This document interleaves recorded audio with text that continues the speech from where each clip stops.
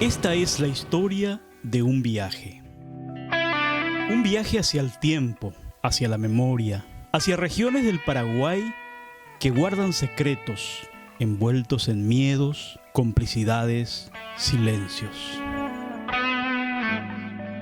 Un viaje que busca reconstruir otro viaje, iniciado en enero de 1945, cuando el médico nazi Josef Mengele abandonó el campo de concentración de Auschwitz en Polonia y emprendió una larga huida que lo trajo primero a la Argentina y después al Paraguay. Perseguido por la justicia, reclamado por la muerte de 400.000 prisioneros judíos y por criminales experimentos genéticos en seres humanos, el llamado Ángel de la Muerte fue protegido por la dictadura del general Alfredo Stroessner y entre 1959 y 1960 fue ocultado en la granja del dirigente nazi Alban Krug en la colonia alemana Hohenau.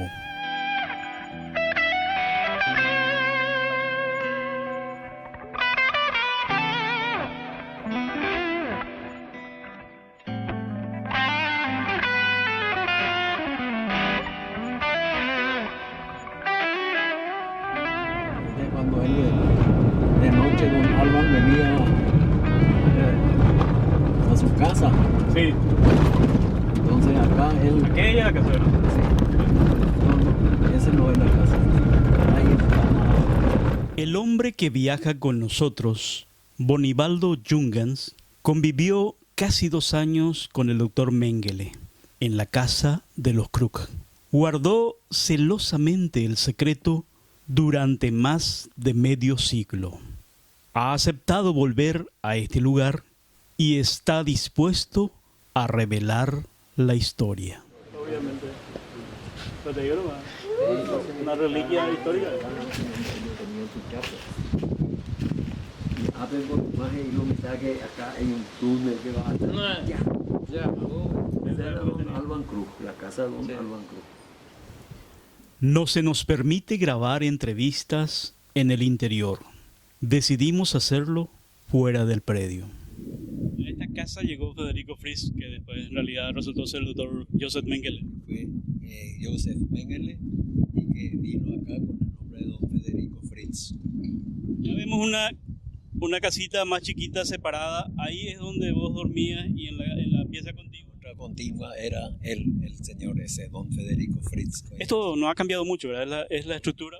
Lo único esa es la estructura original, así como estaba, algunas puertas, ventanas, esos vidrios que están en una pieza donde yo estaba, era puerta nomás y un ventiluz de afuera, nada más. Y lo otro sigue todo igual, solamente se ve que está muy abandonada la casa. Y desde aquí ustedes iban a hacer las tareas y él les acompañaba en el campo. ¿Hacia dónde? Hacia este lado, hacia Morenaí, el lugar que se llama cerca del límite con Hohenau 5, ahí donde la familia Cruz tenía su establecimiento, chacras, yerbales y esas cosas. ¿Y dónde fue esa tipo peña que hicieron y donde él les sorprendió tocando la guitarra y cantando en alemán? Y eso fue en Morenaí, ahí donde estábamos con los personales, como 15, 20 personales de YouTube, que es San Pedro, ellos venían a trabajar. Y entonces de noche, de repente ellos, como todo, al pasar la noche no hay luz, no hay otra cosa, entonces ellos se ponían, hacían su cena, preparaban reviro, su comida y ahí uno o dos tenían su guitarra y empezaban a cantar y en síntesis hacer así grupo de familia o como familia, ¿verdad? Y entonces en ese momento don Federico pidió que por favor le llame un poco, que traiga la guitarra, yo quiero tocar. Y él entonces agarró la guitarra, punteó la guitarra y empezó a cantar una canción en alemán donde dice que ahí donde florece la tierra roja fue mi hogar. Pensaba su situación de estar además medio escondido acá, porque esto era monte en ese momento. No, esto era todo monte, estos caminos no existían, había carretera, huellas, como se dice, Tapepoío, Yehacha Guaranime. Casi 2 años tuve. Y sí, ha sido 1 año y algo, ¿verdad?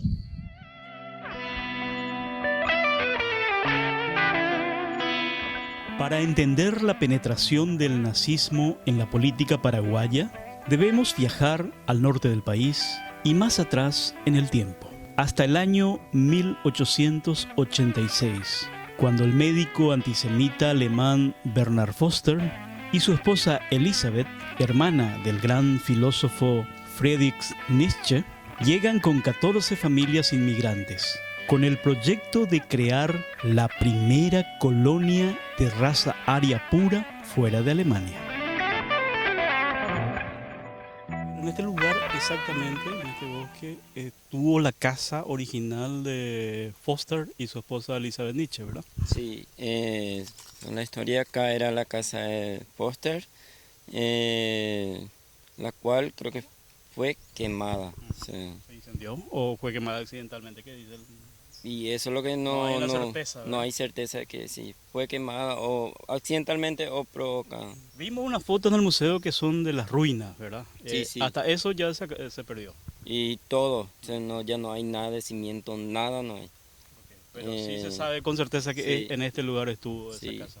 Y seguro con el tiempo porque todo era de adobe nomás, pues. Claro. Y con el tiempo se derrite todos los adobes y pierde ya, no como los ladrillos que se van a quedar, el cimiento o algo así. Porque no se quedó nada de la casa, solo el sitio lo que está, han dejado que es la casa del Bernhard Foster.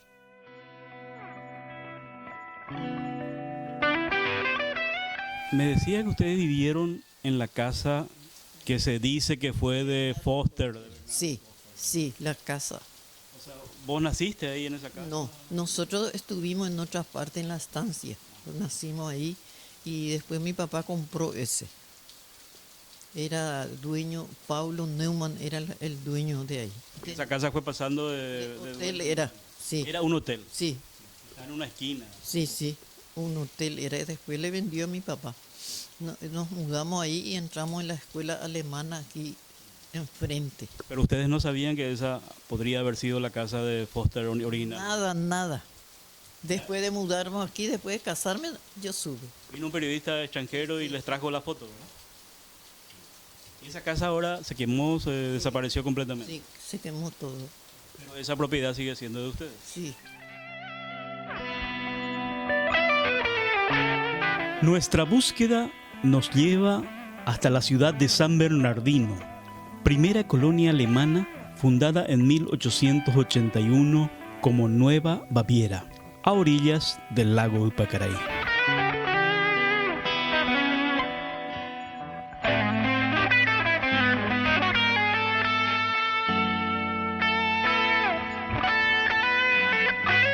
Fue una importante base del partido nazi desde los años 30. Hay testimonios de que el doctor Joseph Mengele se hospedó en el histórico Hotel del Lago. Una leyenda sostiene que el propio Adolf Hitler estaría enterrado en un búnker debajo del hotel. Lo que sí está confirmado es que el fundador de la colonia Nueva Germania, Bernhard Foster, se quitó la vida en una de sus habitaciones, desilusionado porque su paraíso ario resultó un fracaso.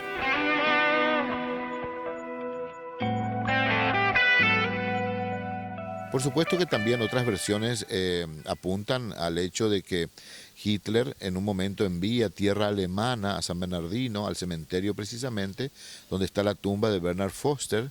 Sabemos que Bernhard Foster se suicida en este hotel en 1889, desilusionado de su proyecto de la Neue Deutschland, ¿verdad? Entonces, él se suicida, es enterrado acá en el cementerio de San Bernardino, donde está su tumba y su placa, y viene esa tierra con una placa de bronce que envía Hitler. Esa placa no está, esa placa se robó ya hace un tiempo, yo no la vi de hecho, más. Pero dicen que allí decía algo como que se honraba al creador del nazismo. Yo creo que Bernhard Foster no fue el creador del nazismo. Bernhard Foster fue el creador de una idea que intentó generar justamente un modelo de, para no hablar de raza, podríamos hablar, sí, un modelo humano que pretendiera mantenerse al margen de lo que era la Europa de ese momento. la corrupción de la Europa de ese momento, las guerras, los odios de las pequeñas naciones. Un modelo, por eso es raza pura, una raza como divina, ¿verdad? Entonces, esa pureza no creo que haya sido solo por lo racial, sino por idealizar un tipo de comportamiento social.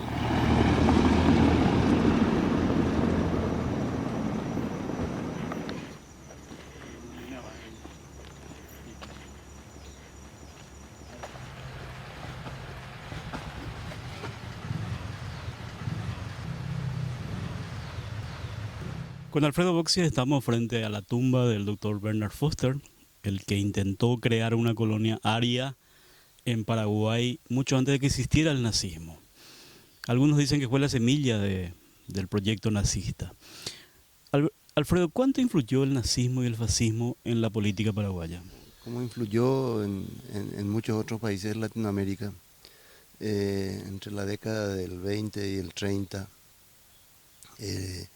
esas corrientes totalitarias que después conformaron el eje, tenían adeptos militares y civiles que seguían esa línea de pensamiento de lo que después en Alemania se consolidó como el nazismo y en Italia como el fascismo. Y tuvieron mucha influencia en la prensa, en los partidos políticos y también en los círculos militares, ¿verdad?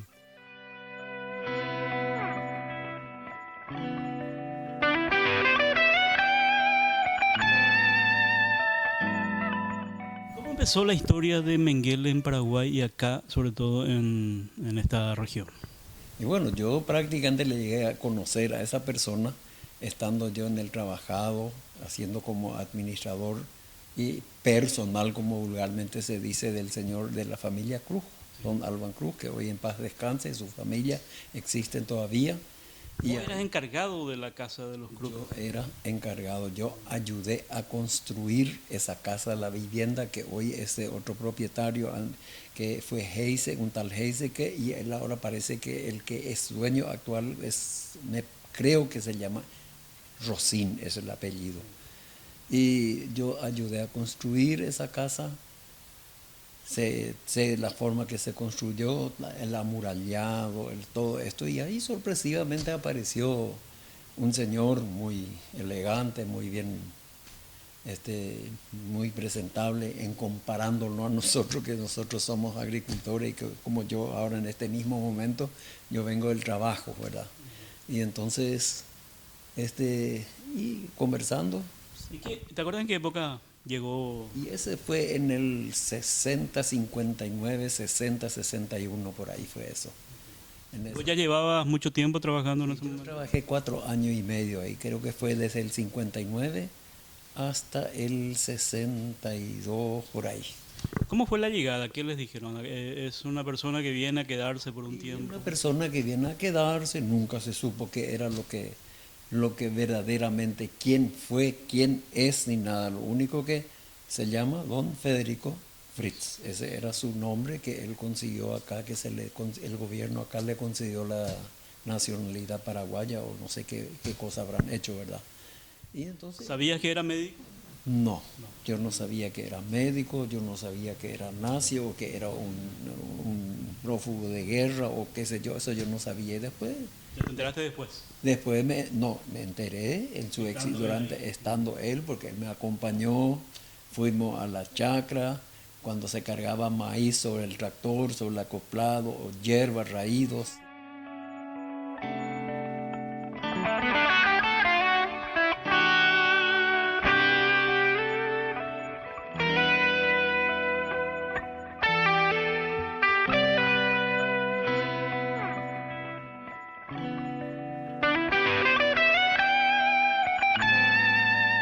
Reinaldo, contemos un poquito cómo aparecieron este manuscrito que es, creo que el primer testimonio que certifica que Joseph Mengele vivió en Juvenao en la casa de Alban Cruz.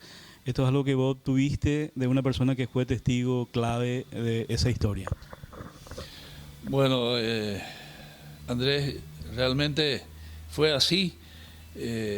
Esto digamos, son testimonios escritos de puño y letra del señor Alphonse Dirks, que fue un fotógrafo de nacionalidad belga. Fue un combatiente en la Segunda Guerra Mundial. Soldado de la SS en Alemania y que después que cayó prisionero de los rusos, estuvo un tiempo ahí hasta que lo largaron y él entonces vino a América y vino acá a Paraguay a radicarse acá en las colonias, donde formó hogar y donde vivió hasta su fallecimiento.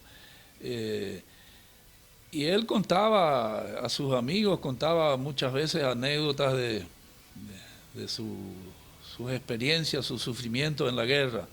Yo estaba como corresponsal del diario Hoy en los años 80 y fue en el año 1985 cuando vino a Asunción una activista de tendencia izquierdista, Beate Klarsfeld, La famosa cazadora de nazis. la cazadora de nazis que trabajaba con Simon Wiesenthal y buscaban a Mengele y ella hizo ruido en Asunción. Hizo una manifestación frente al Palacio de Justicia. Exactamente, reunió gente y Eso Stroessner tenía que viajar a Alemania, ¿verdad? sí, estaba invitado para ir a Alemania y ella con pancartas inclusive le decía que no vaya a Alemania sin entregarle a Mengele. Ella decía que Stroessner lo oculta a Mengele en el Chaco. Y esto salió en la prensa, hubo ruido y nos enteramos todos. Y bueno, y este fotógrafo belga vino conmigo y me dijo, así confidencialmente como amigo que era también, que es todo ruido, todo no es cierto, que Mengele ya falleció, que murió ahogado en el Brasil y que ellos no le querían buscar, ellos necesitaban como un chivo expiatorio, querían hacer ruidos para que Alemania siga de alguna forma pagando o reconociendo su culpa por todo lo que pasó, ¿no es cierto? Les convenía que Mengele siga prófugo y Convenía que Mengele siga prófugo. Y yo le dije, pero ¿de dónde vos tenés esos datos? Y ahí él me dijo que él era amigo de don Alban Cruz, que vivía en Hohenau, y que Mengele estuvo ahí, viviendo en esa zona, y en la casa de don Alban Cruz, y que él también tuvo contacto con Mengele varias veces y que lo conoció. Inclusive en este testimonio él explica que le fotografió, pero que después destruyó las fotografías. Y bueno, lo que sí, él aseguraba contundentemente que Mengele falleció ahogado en el Brasil. cuando eso no se sabía, esa era, o sea, todavía no era información pública, ¿verdad? No, cuando eso se lo buscaba en todo el mundo, y especialmente acá en Sudamérica, en Paraguay, porque creían que estaba acá realmente. Y fue así que yo le dije, si él me quiere dar una entrevista, que lo publicaríamos, y accedió sin problema.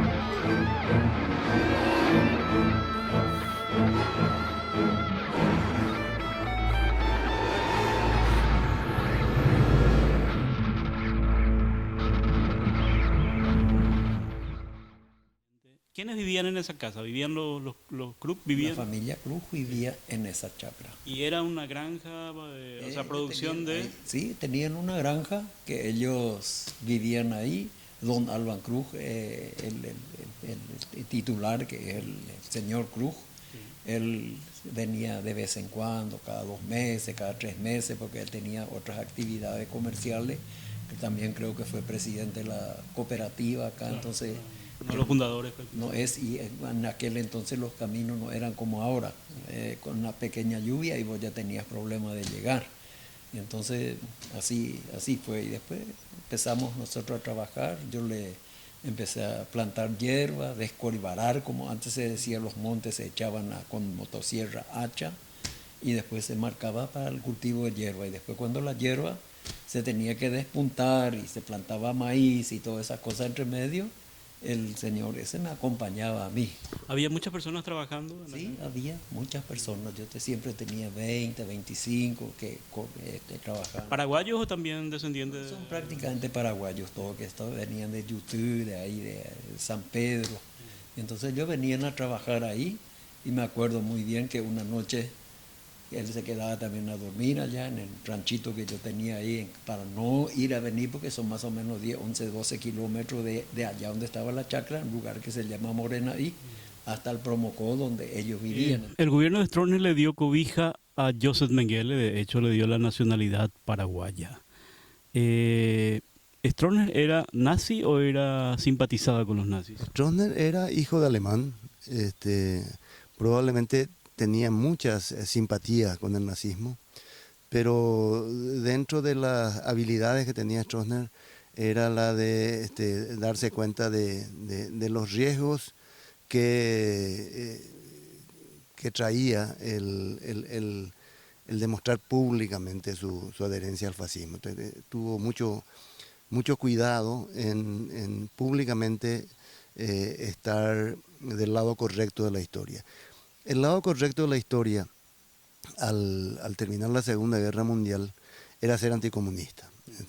La Segunda Guerra Mundial hace que esas ideologías totalitarias estén derrotadas y el problema no fuera eso, sino el antagonismo ideológico, comunismo-imperialismo o comunismo-capitalismo. Stroessner rápidamente se identificó como un campeón continental del anticomunismo y lógicamente esas ideas democráticas, entre comillas, impartidas desde los Estados Unidos, alejaban a Stroessner de cualquier simpatía pública hacia el nazismo. Pero eso no quita que aquí en Paraguay, y más aún en Argentina y en Chile, en Uruguay, y en parte en ciertos estados brasileños, sobre todo los del sur, núcleos relativamente importantes de colonias alemanas mantuvieran una lealtad a las ideas nazistas, ¿verdad? Se sabe que Joseph Mengele, sobre todo en la primera etapa en que recorrió el Paraguay, estuvo mucho tiempo, muchas veces en San Bernardino, en Alto, donde había mucha población alemana, y probablemente se alojó en este hotel. ¿Hay registros, hay versiones de eso? Yo no tengo registros de eso, no sé si la familia Weiler pueda tener. De todas formas, este hotel era, como continúa siendo el hotel de San Bernardino, por lo tanto, ¿por qué no vendría Mengele como cualquier otro ciudadano a tomar una cerveza fría en el verano o simplemente a encontrarse con otros amigos de la comunidad alemana? Sería lo más natural, no estaríamos inventando nada, sino que tal vez relatando la historia nada más. Hay otra leyenda mucho más densa, de hecho hay varios escritores que afirman que Hitler está enterrado en Paraguay en un búnker y dicen debajo de un hotel. No nombran el hotel, pero muchos hacen suposición de que tiene que haber sido el Hotel del Lago. De hecho, ayer una pobladora me dijo con mucha seguridad, Hitler está enterrado en un sótano debajo del Hotel del Lago. ¿Cómo manejan esa leyenda? Es simpático y me causa risa porque entonces, si esa pobladora tuviera razón, yo duermo sobre la tumba de Hitler. Y bueno, mira, de hecho, han venido de varias partes del mundo canales, entre ellos Discovery Channel, History Channel, para diferentes, diríamos, posiciones al respecto de esa parte de la historia, considerando que realmente parece que hay pruebas. ¿No será el gallo de Hitler? Entonces, bueno, Una señal, nos manda una señal diciendo acá estoy, ¿verdad? Parece que sí. Bueno, pero de todas formas, ¿dónde está enterrado? No tenemos, parece que no está, del más allá nos manda un gallo. Aparte el gallo canta de mañana al mediodía, es medio raro. Bueno, muchos intentaron afirmar que sí está. Yo que hice el proceso de restauración de este hotel no encontré nada raro que me llame la atención. La verdad que no encontré, aparte del gallo, ¿verdad? Que canta. Pero sí hay un sótano de características muy peculiares. Hay un sótano importante que continúa siendo hoy un depósito de cosas que no se usan en el hotel, en el cual inclusive hay un pozo de agua de una importante profundidad que se ha buceado inclusive ahí, pero no hay nada así concreto que nos indique algo extraño a lo que podemos ver. ¿Y la posibilidad de que haya algún búnker subterráneo? Y mira, se ha trabajado con, uno de los equipos vino con unas cámaras de rayos X o algo así, no sé qué tipo de rayos eran, pero estuvieron viendo, diríamos, si habían lugares huecos, vacíos y cosas. Y se encontraron con el grito del gallo. Entonces, bueno, dejemos eso para el futuro, porque creo que no es capítulo cerrado. No es un capítulo cerrado. Hay mucha gente que está investigando al respecto. También otros dicen que podría ser el Hotel del Paraguay, porque el chofer... O el Tirol. O el Tirol, pero el chofer que supuestamente es el testigo, el chofer del alemán que venía de Brasil y tal, él dijo que a pocas cuadras del Club de los Alemanes es donde estaba el hotel, ¿verdad? Un hotel moderno, él decía, bueno, esto moderno no es, ¿verdad? También el Hotel del Paraguay en Asunción está a pocas cuadras del Club Alemán, o sea que coincidentemente ambos hoteles están cerca, uno del Náutico y otro del Club Alemán. Si Hitler está en Paraguay, continúa siendo el gran enigma.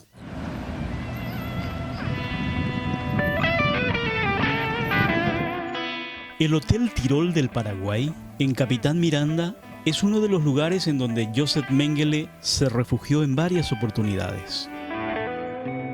Una versión del cazador de nazis, Simon Wiesenthal, asegura que Mengele estuvo a punto de ser atrapado por un comando israelí en este hotel en marzo de 1964.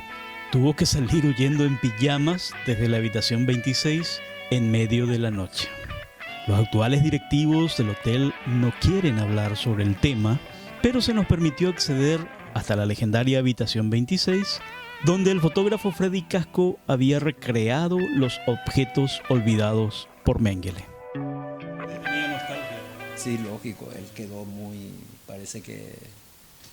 Y después cuando cargamos maíz, entonces yo colocaba las bolsas de maíz sobre el acoplado, él subía sobre el tractor y hacía correr el tractor sobre cada lugar a cargar, y así siempre acompañado, vino 2 o 3 veces junto conmigo trayendo hierba acá en la colonia y todas esas cosas, y siempre le acompañaba. Y yo después ya me enteré que es. Entonces una noche yo le dije, yo siempre tenía una pistola 44, esa grandota ahí, y me dice, y él estaba siempre muy preocupado, y le dije, no te vayas a preocupar, don Fritz, le decía, acá tenemos para defender, porque yo nunca, él a mí me dijo de que él era tal cosa. Nunca reconoció.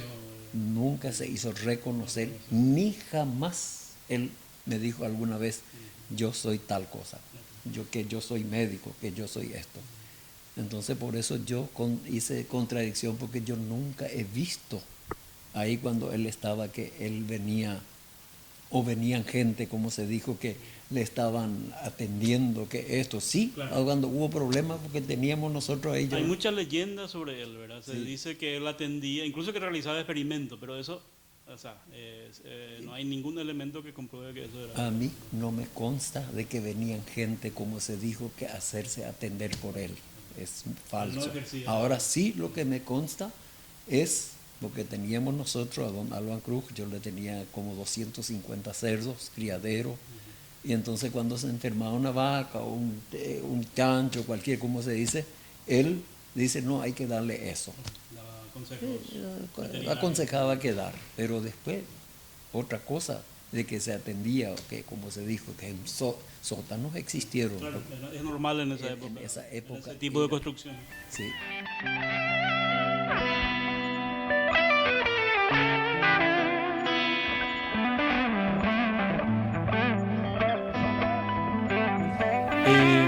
Vos tenés una experiencia de que cuando eras niña le conociste al doctor Joseph Mengele, que vivía en la casa de Alban Krug en Bromocó, y que inclusive llegaste a ser su paciente, ¿verdad? Sí, porque tuve un accidente que me caí de un caballo, cuando a él le gustaban mucho los caballos, y siempre venía en la casa de mi hermano. ¿Cuántos años tenía cuando eso? Y seguro 11 o 12, 12, vamos a ponerle 12. ¿Qué año habrá sido? Yo creo que el 60, 61, por ahí.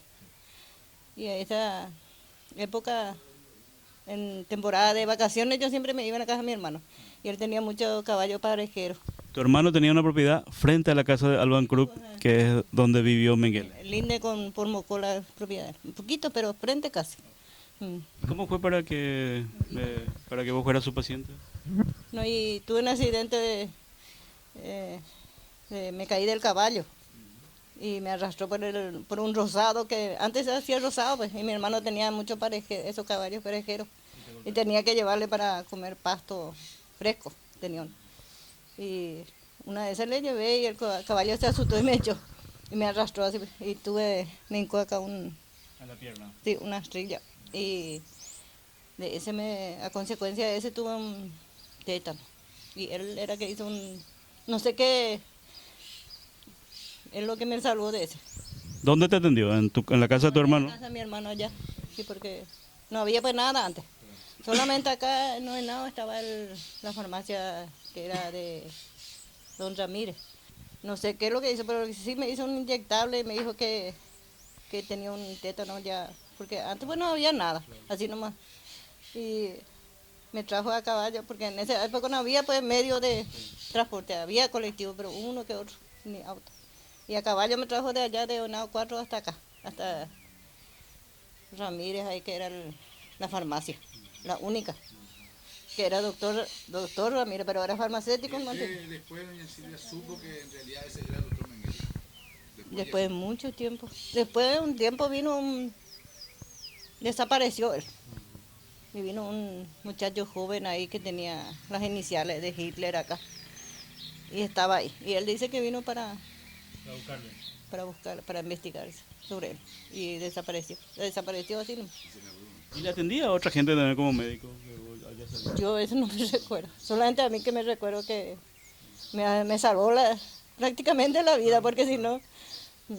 Mayormente me pasé más el tiempo, él pasó el tiempo más conmigo. Y cuando venían gente de Asunción, que eso a mí me consta, quedaron a cenar, a almorzar y todo, le visitaron. E inclusive vinieron una que era tenía un hijo que era, él era sobrino de él. Y él la adoptó a ella como su esposa, porque era la cuñada de él. Su hermano murió en la guerra.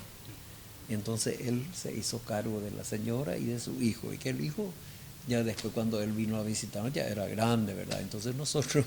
O sea, el hijo que vino no es su hijo biológico, sino el hijo de su cuñada, de su hermano. De su hermano. Y entonces él venía, nosotros en el piquete íbamos hasta el arroyo, recorríamos ahí, la acompañé, le mostré toda la chacra. Y después la señora quedaba 1 o 2 días y desaparecía otra vez. Eso es ¿Y no te acordás si llegó a tener así algún tipo de relación sentimental con alguien acá en Paraguay? Que yo sepa, no puedo decir, porque él fue muy reservado en sus cosas y como ya le dije, él prácticamente muy poco salía. Él me acompañó 1 o 2 veces acá a la casa de mi tío Reinaldo, que ya no vive más, y ahí yo le dije, es fulano y tal, pero tampoco nunca le dije que él fue tal cosa, siendo que yo sabía, pero no mantuve la reserva. ¿Cuánto tiempo se calcula que él estuvo en esa casa? Y habrá estado 1 año y algo, sí. ¿Mucho tiempo? Sí, mucho tiempo estaba, 1 año o casi 1 año, que mira que a este tiempo uno tiene todo en memoria. Pero ¿Y en qué momento vos te enterás de que él era Joseph Mengele? Y prácticamente yo sabía que él era, porque a mí los hijos de don Alban sabían eso, entonces ellos dijeron que él es tal cosa. Y te dijeron que había que tener cuidado, no decir nada. Sí, justamente tuvimos, lógico que cuando uno está con una persona hay que buscar los mecanismos de protección, ¿verdad? Y entonces eso es una cosa que yo supe luego. pero jamás cuando él me acompañó en casa del tío Reinaldo, en otro lado, porque hay muchos que dijeron, sí, yo le he visto que él estaba ahí. También no es cierto, él no salía de ahí. Él recibía visita y como te dije hoy, también recibía visita, venía gente de Asunción, de la ferretería alemana, que yo sabía, conocía. La familia de la ferretería alemana dicen que los Jun son los que les trajeron, parece, Y ¿verdad? aparentemente sí fueron ellos, porque ellos fueron los que siempre más venían a visitar. Se preocupaban de cómo... Meses, cada 3 meses o cada mes a veces. Y de repente un día, urgente, vinieron 2 autos a toda máquina, llegaron en una tardecita. Él inmediatamente alzó todas sus cosas, tenía todo preparado, por lo visto estarlo en comunicación y de ahí él desapareció. Nunca supe ni dónde va, lo único que él se despidió de mí y me dijo, yo te agradezco todo durante el tiempo que yo estuve acá, lo que yo pasé con el tiempo que pasé y lo que yo aprendí, y yo lo único que te puedo decir, vos no te vas a quedar en la chacra. ¿Y por qué? Le dijo, yo me voy a quedar en la chacra. No, porque vos no sos para agricultor, me dijo. Ese es lo que él dijo. Sí, ¿No te acuerdas de la fecha en que salió de la casa? Tampoco, eso no me acuerdo, no puedo decir yo tal fecha, porque viste que cuando uno es más joven, uno no le toma cierta importancia para anotar tal cosa, ¿verdad?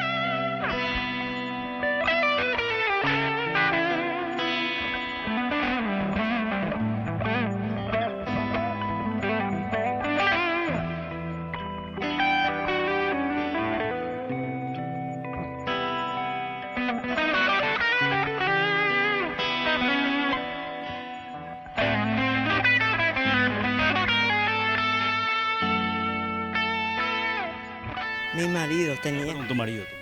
tenía una carnicería ¿Tu y marido se llamaba? Nicanor Jara Silva.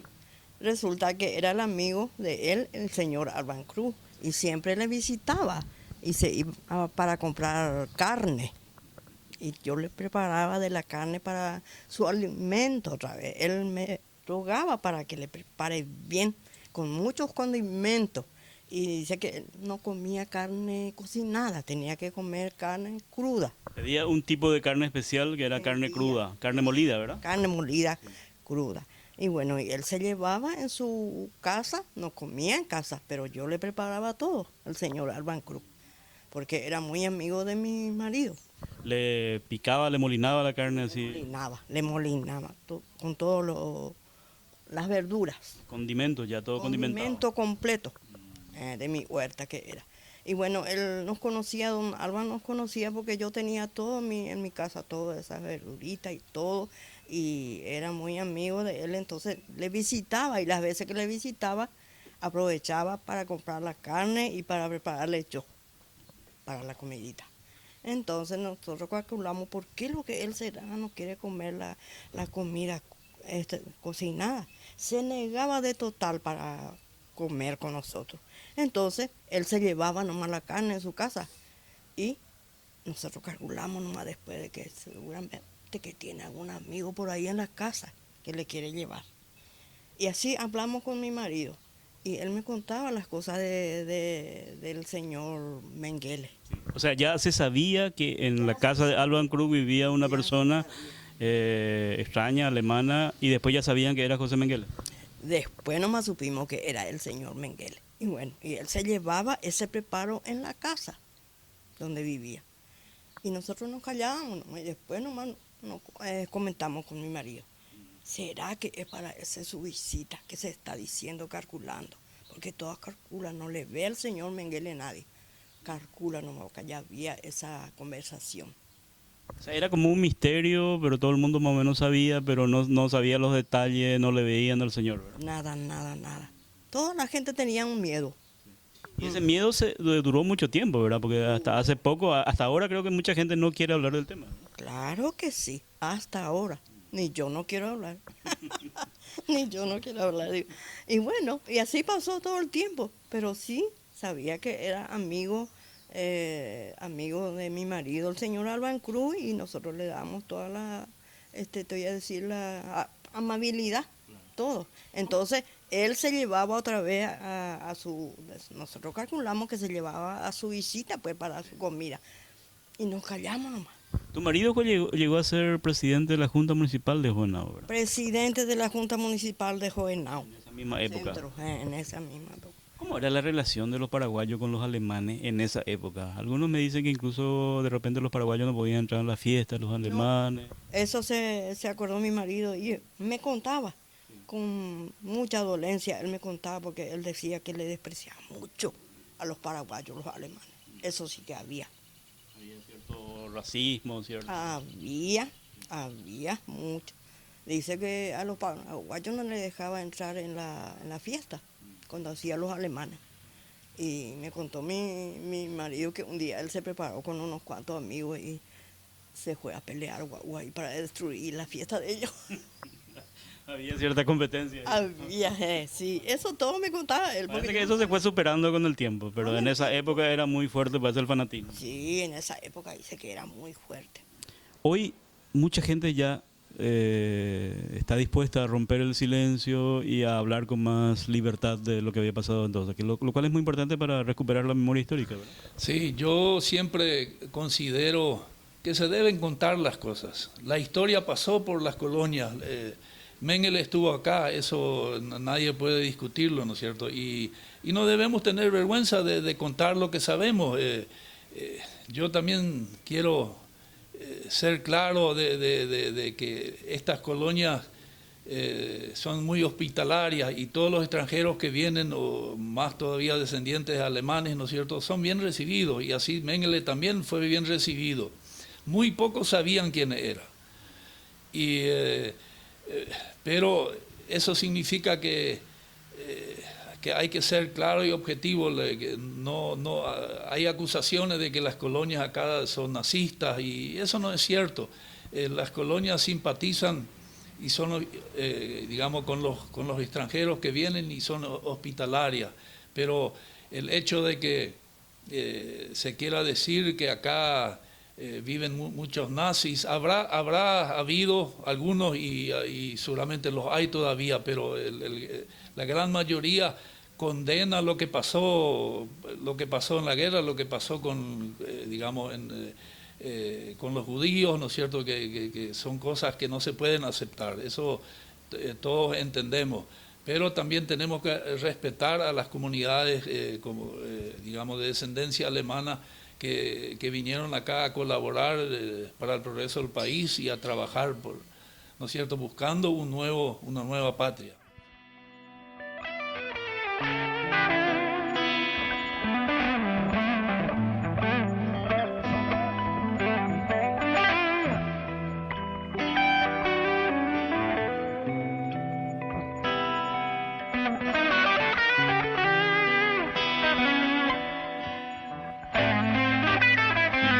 La otra cara de esta historia. En Asunción ubicamos a la hija de Sonia Tauber, una sobreviviente del campo de concentración de Auschwitz, quien en 1965 reconoció al doctor Mengele cuando entró a comprar en su tienda de joyas y relojes en la histórica Recoba del Puerto.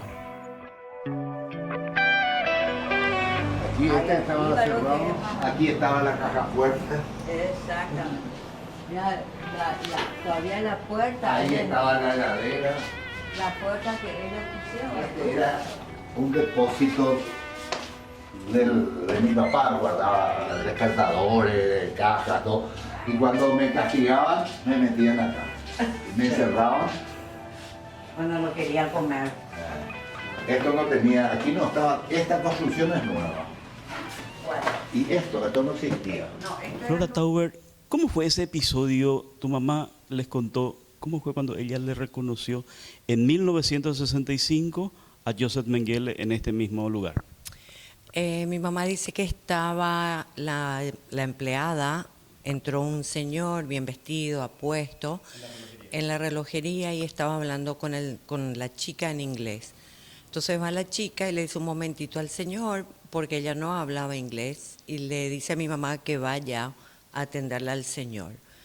Cuando mi mamá está frente a Mengele, dice que le sube así como un algo que ni ella sabía algo, y le miraba al señor y dice que no podía sacar los ojos encima del señor, que ella no sabía quién era. Y bueno, estaban hablando ahí, el señor le pidió que le muestre unos relojes, no me acuerdo si dijo que tenía una camisa mangas largas o algo, o que Mengele en algún momento vio el número que tenía marcado mi mamá. Y ahí él también se puso medio pálido. Ella tenía tatuada el número que se le daba a los prisioneros en Auschwitz. A todos los prisioneros se le ponía un número al entrar. Se le marcaba como a los caballos, sí. Un tatuaje así con aguja. Y ella tenía ese número y parece que en un momento Mengele habrá visto ese número y le dice a mi mamá, me olvidé mi billetera, ya vengo. En el momento que él sale corriendo, ahí mi mamá empieza a gritar, es Mengele, empieza a gritar en yiddish. Y mi papá estaba adentro y él sale corriendo y dice, Mengele, ¿qué es Mengele? ¿Estás loca? Le dice mi papá a mi mamá en yiddish. Y salen los dos corriendo, él sube a un auto y después ya nunca más lo vieron. Y algunos otros que huyendo de la persecución que sobre todo el gobierno israelí hacía contra los ex jerarcas nazis en América Latina, terminaron viniendo a países donde la búsqueda era más difícil, donde el anonimato era más fácil, y terminaron en Paraguay. Conocemos los casos conocidos, digamos, ¿verdad? Lo de Rochman, que murió en el hospital de clínica en la década del 80, lo de Mengele, que tuvo incluso ciudadanía paraguaya, y algunos otros, pero probablemente también centenares de oficiales de menor rango hayan encontrado cobijo en nuestro país, ¿verdad? Probablemente aquí donde estemos, en el cementerio de San Bernardino, estamos frente a la tumba de un alemán, digamos, conocido, como fue Foster. Pero quizá en otras tumbas estén ex oficiales de la SS, de la Gestapo o de otras fuerzas alemanas que terminaron encontrando la impunidad a los crímenes de guerra en medio de sus connacionales que habitaban en estas pocas localidades paraguayas con importante ascendencia germánica. La figura de Joseph Mengele, vos sos médico, además de conocido analista político. Él era un médico que usó la medicina con objetivos de experimento genético con seres humanos, ¿verdad? ¿Cómo ubicarlo en la historia y justamente el personaje más importante que estuvo refugiado en Paraguay? Él era un médico y trabajaba en un campo de concentración, creo que el de Auschwitz, que era uno de los más importantes. Existieron decenas de campos de concentración, algunos en Alemania y otros en Austria, en Polonia y en otros países del centro de Europa, a donde eran llevados fundamentalmente los judíos, que primero eran separados a un gueto en las ciudades y posteriormente fueron tantos que los nazis encontraron lo que llamaron la solución final, que era concentrarlos en enormes campos en donde vivían en condiciones muy penosas y al final terminaban siendo asesinados, gaseados, cremados, y no solo la población judía, sino cualquier otra minoría que no respondiera a los códigos de la eugenesia aria que existía en ese momento, llámese gitanos, homosexuales, personas con deficiencias físicas y otras minorías raciales.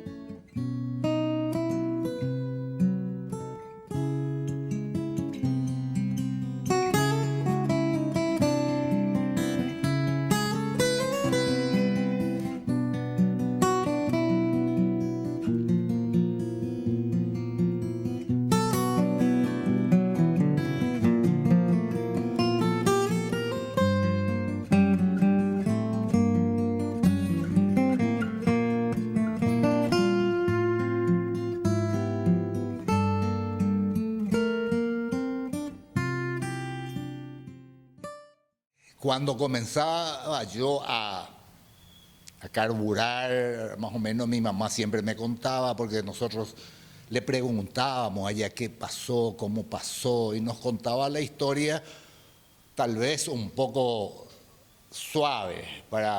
Éramos chicos, mi hermano y yo éramos chicos, y entonces contaban la historia de cómo pasaron, cómo a la gente se los dividía, derecha, izquierda, y así ellos iban separando.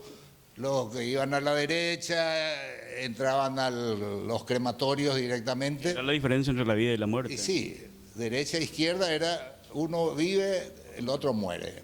Y así ellos veían cómo entraban en una pieza.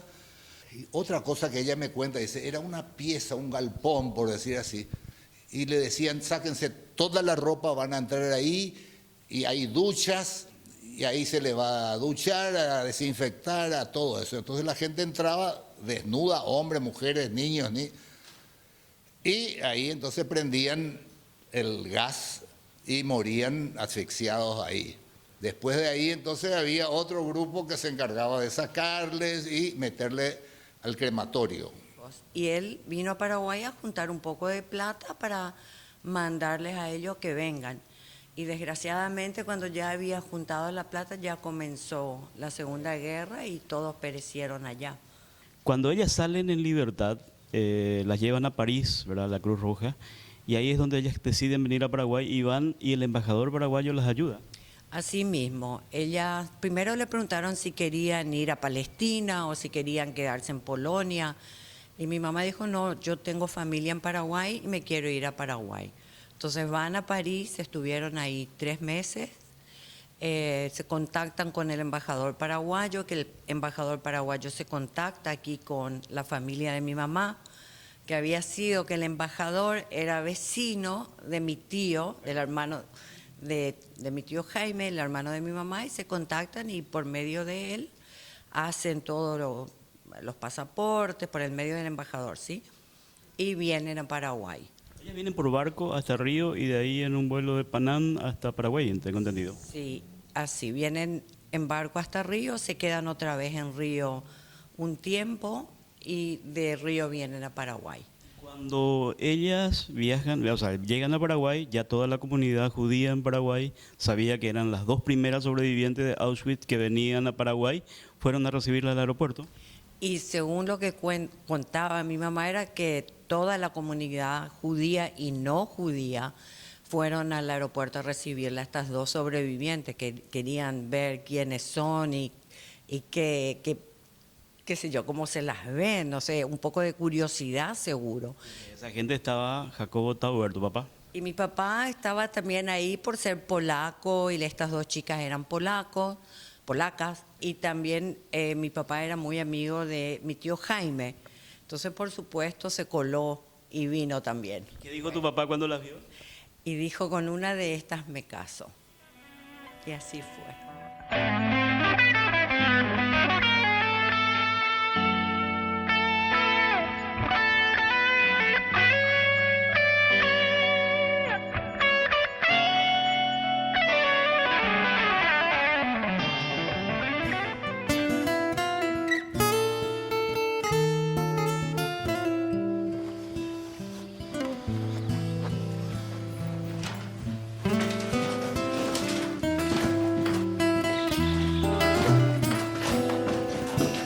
Estamos bajando al sótano, Andrés.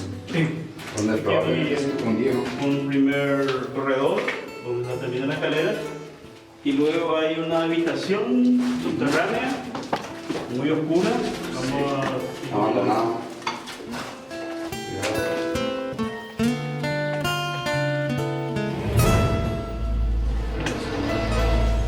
Que la construcción data de muchos años. Sí.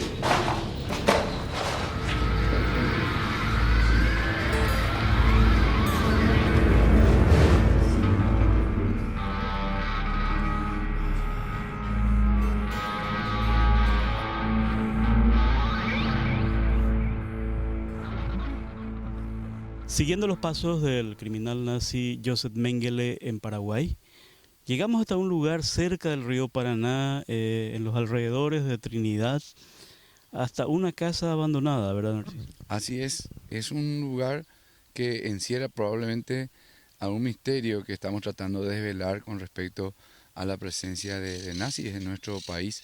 Una persona nos contó la historia y nos revela que probablemente aquí estuvieron algunos de los agentes nazis. En esta casa, abandonada ahora, estaban 3 militares alemanes.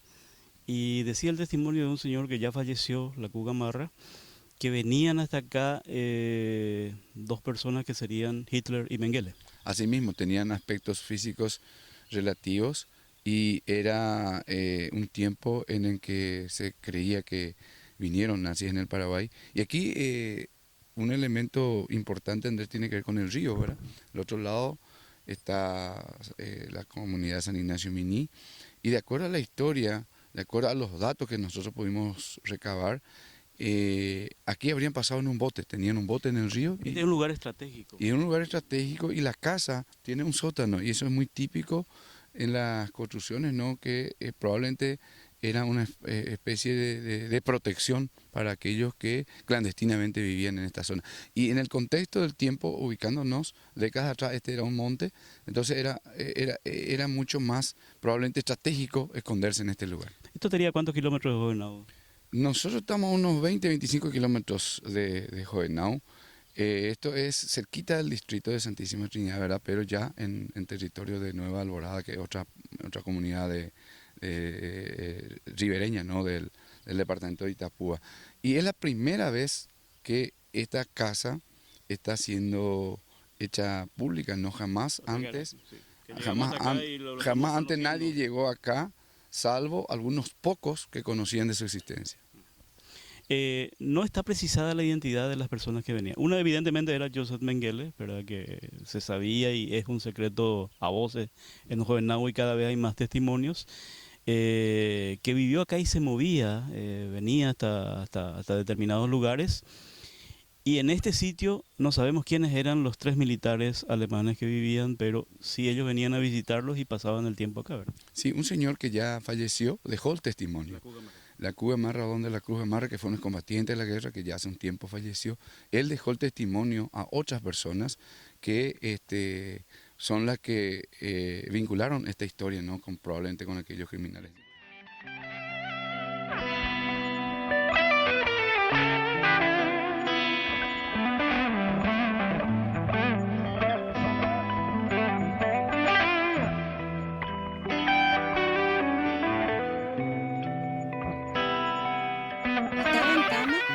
Papá no me podía atender porque estaba trabajando en la carpintería al lado así de nuestra casa. Y yo le llamaba y no me hacía caso. Y en eso llega él, Mengele. Él siempre venía. Él venía, entraba nomás y se iba junto a papá en el taller. Porque papá, yo no tenía más madre.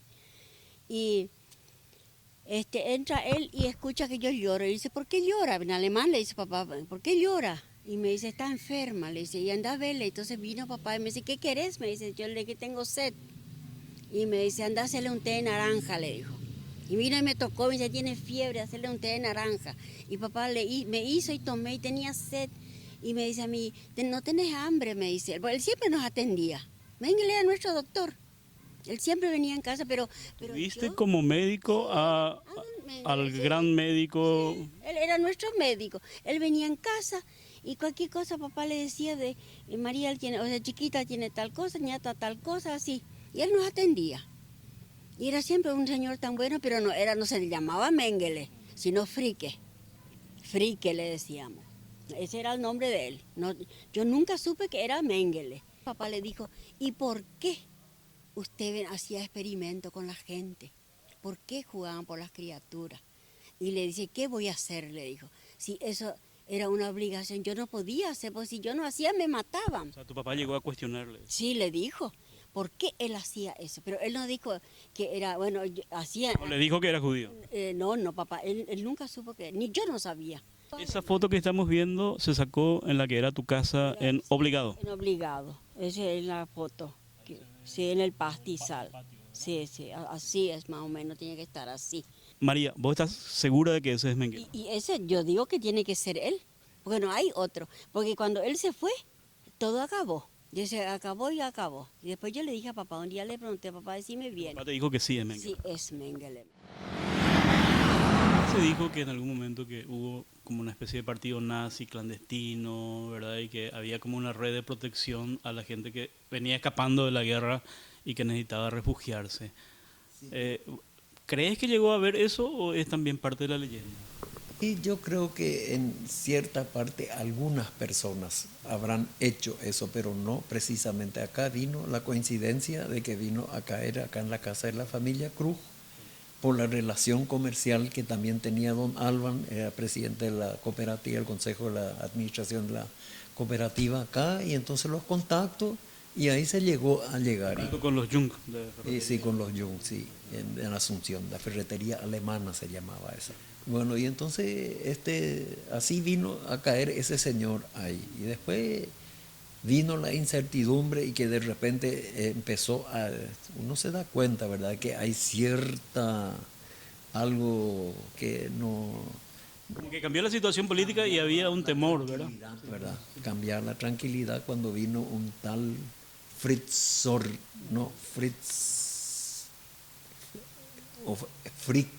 un tal Fricke era el que vino, y de repente él se dio cuenta de que ese no es así como se dijo. Y de ahí empezó, él por lo visto fue... ¿Y qué sería? ¿Habría sido un espía que venía ya buscando...? Simplemente era así, era una persona... Se hablaba que la organización de Wiesenthal le estaba buscando, eran los famosos cazadores. Fueron los que me vinieron a la municipalidad. Ellos fueron los que vinieron a la municipalidad. Y ese Fricke por lo visto dio la información a ellos. En esa época Mengele ya no estaba. No, él estaba cuando él llegó. Él estaba. Y se compartió una cena con él, y se hablaba, y por ahí empezó de repente la intranquilidad de eso, porque por lo visto se habrá comunicado allá y los Jung, o sea, sus protectores, habrán investigado quién era ese. Y ahí yo escuché que una vez se dijo que eran de la casaca negra o algo por el estilo, que existía, algo por el estilo que no me estoy recordando bien. Y ahí empezó la zozobra, eso, y de repente, abruptamente, él desapareció. Sacar y llevar a Brasil probablemente, ¿verdad? Posiblemente que llevaron ahí, pues yo nunca me enteré dónde se fue o qué se fue, nunca más tuve en contacto con él tampoco. Lógico que si uno anda escondido, y yo, por ejemplo, me mantuve siempre dentro de mi posición, no vender a nadie, porque con esa plata que esto la gente... ¿Te ofrecieron plata por...? Sí, ellos acá me ofrecieron $100,000 si nos dice dónde está, y $100,000 más si usted tiene algo, documentos que tiene, que él en su estadía hizo. Yo le dije a ellos, aunque los tenga no le voy a dar, ni aunque me dupliquen lo que van a dar, no se hace eso, le dije. Vivió en Paraguay, eso no hay duda. Es increíble el pacto de silencio que hay sobre su presencia aquí, a pesar de que tenía incluso documentación paraguaya. Y finalmente, por algún motivo, se fue al Brasil, donde años después falleció, ¿verdad?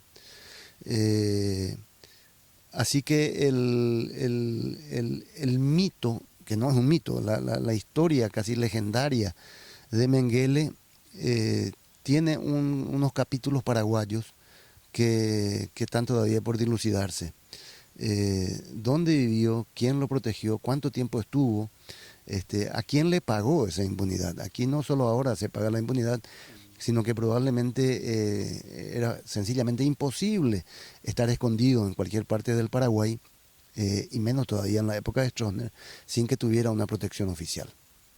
Hay que recordar que en esa época el control de la policía política de Stroessner era tan perfecto, tan exhaustivo, que nada se les escapaba, ¿verdad? Obviamente tuvo alguna cobertura oficial para poder estar tantos años en el país. Había mucho miedo y querían creer lo que era el Mengele. Nadie no quería creer, pero sí se callaban toda la gente. Ese era el resultado. El resultado es que durante mucho tiempo se guardó en secreto esa presencia. Exactamente, esa presencia se guardaba mucho, porque tenía un miedo la gente allá. Todos éramos la gente paraguayo, la gente tahuí. No, y además la época, era la dictadura, o sea, seguramente los alemanes también tenían mucho poder. Claro, los alemanes sí que se creían por su plata lo primero. Ellos se creían. Pero sí, nosotros sabemos muchas cosas de lo que le dejó a los alemanes también el señor Mengele. ¿Qué, por ejemplo? Y le tenía mucha plata. O sea, que él pagaba por esconderla allí. Pagaba. Y por el señor Alban Cruz se decía que le dejó muchos terrenos ahí donde se llama. Eso también todos dicen, ¿verdad? Alban Krug no tenía mucha riqueza hasta que se quedó Mengele en su casa y después empezó a comprar tierra y a ser un gran potentado. Exactamente. Era el dueño, se dijo que era dueño de todo el Morena y que se decía allá detrás de nuestra casa, había detrás de donde pasaba el micro, era Morena y ya obligado le pertenecía, o sea, obligado.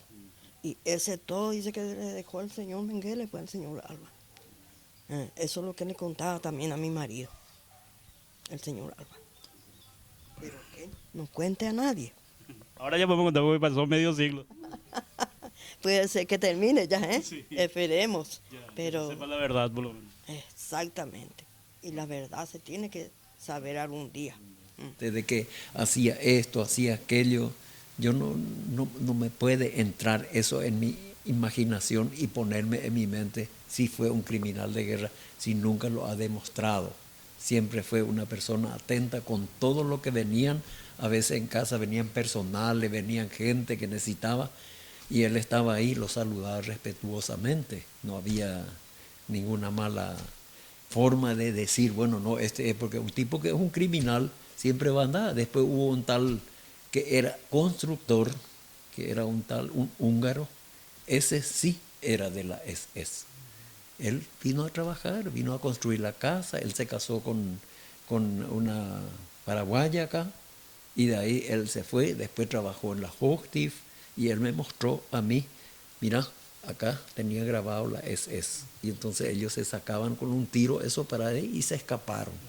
Y ese vino a caer, Zoltán Simon se llamaba ese señor, Zoltán Simon. Y ese siempre estaba con nosotros, todo. Pero él no lo buscaba nadie. No le buscaba a nadie. Y así es una historia. ¿Vos sentiste en algún momento que Mengele estaba o melancólico, como que, ¿verdad? Como que le pesaba eso de estar lejos de su familia, de su gente? Con esa canción de que él agarró la guitarra y cantó, uno se da cuenta de que cada uno busca su tierra, busca su lugar donde creció, donde nació, donde está, ¿verdad? Por eso él ese canto se identifica con esa forma. Automáticamente dice, donde florece la tierra roja fue mi casa, y se puso triste, inclusive lagrimeó. Eso a mí me consta, ¿verdad? Entonces cada uno busca su, igual como tener un grupo de animales que saca de un piquete y lleva al otro, no se alian. Este país, Paraguay, le dio refugio a un criminal como Mengele, pero también le dio refugio a ex sobrevivientes como tu mamá, ¿verdad? Entonces, ¿cómo lo ves en la historia a Joseph Mengele? Y bueno, yo creo que para los judíos Joseph Mengele seguirá siendo Joseph Mengele, el asesino, el médico que hizo el ángel de la muerte. Y para mí no lo conocí, solamente escuché historias de parte de mi mamá, y es muy doloroso ver a 6 millones de judíos muertos solamente por ser judíos. Es un sentimiento muy encontrado y difícil para mí de expresar, solamente por ser judíos que tanta gente tenga que morir. El nazismo deja una posición ideológica que ha trascendido el tiempo. Porque si bien nadie se declaraba nazista, nadie se declara hoy en día nazista, mucho de la metodología, de la propaganda, de la simbología, de la liturgia nazi, con las modificaciones propias del lugar y de la época, fueron adoptadas por el el oficialismo colorado en la época de Stroessner, ¿verdad? Las grandes concentraciones, las marchas, la música, la solemnidad de los actos, la identificación de cualquier adversario como enemigo de la patria. Ya no se buscaba a los judíos, se buscaba a los comunistas. Pero obviamente que el gobierno de Stroessner tiene demasiados componentes nazifascistas, sin que ninguno de sus voceros jamás lo hubiera admitido, ni lo van a admitir.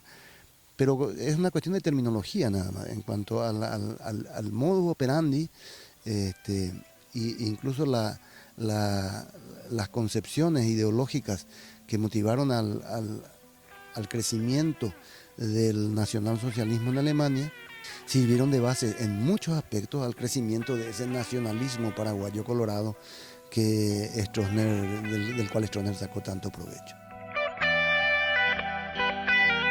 El viaje no termina.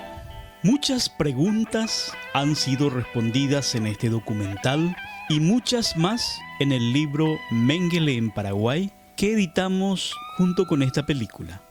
Pero las respuestas generan nuevas preguntas que quedan en el aire. Este viaje continúa.